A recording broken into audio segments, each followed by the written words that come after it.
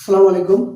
আমি আজকে আপনাদেরকে দেখাবো আমাদের সময় অর্থাৎ আগেকার 2002 সাল, মেবি 2008 সাল, তার আগে অতীতের ঘটনা। তখনকার বাবারা কিভাবে ছেলে মেয়েদেরকে শাসন করত, আর 2020-এর পরে কিভাবে বাবা মা ছেলে মেয়েদেরকে শাসন করে। তো চলুন দেখা যাক সেই 2000 সালের ঘটনা।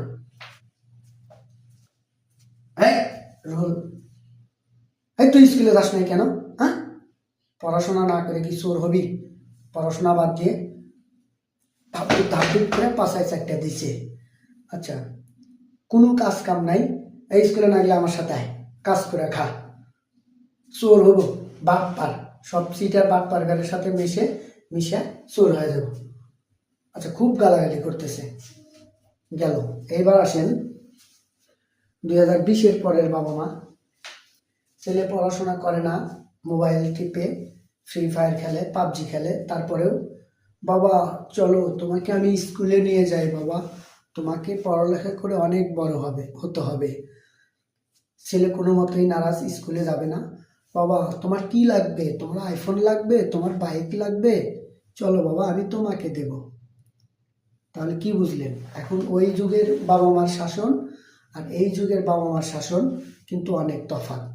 এখন ছেলে যৌবন পেলেই একটা মেয়ের পিছনে সময় দেয়, চ্যাট করে, হোয়াটসঅ্যাপ, মেসেঞ্জার, কত কি বর্তমান সময়।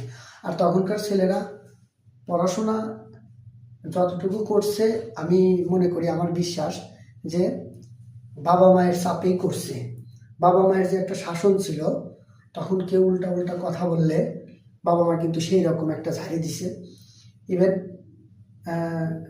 পিটানি পর্যন্ত দিছে। আর এখনকার ছেলে মেয়ে অতি আদরের কারণে এত নষ্ট, এত বাজে হয়ে যাচ্ছে যে সে যেটা চাচ্ছে সেটা না দিলে ঘটনা উল্টা বিপরীত দিকেও যায়। কখনো কখনো বা কেউ, আপনারা দেখছেন, আমিও দেখছি, সুইসাইড করে।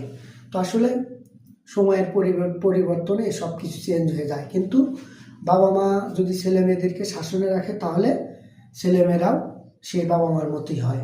তো ভিডিওটা কেমন লাগলো অবশ্যই লাইক, কমেন্ট এবং শেয়ার করে জানিয়ে দেবেন। আসসালামু আলাইকুম।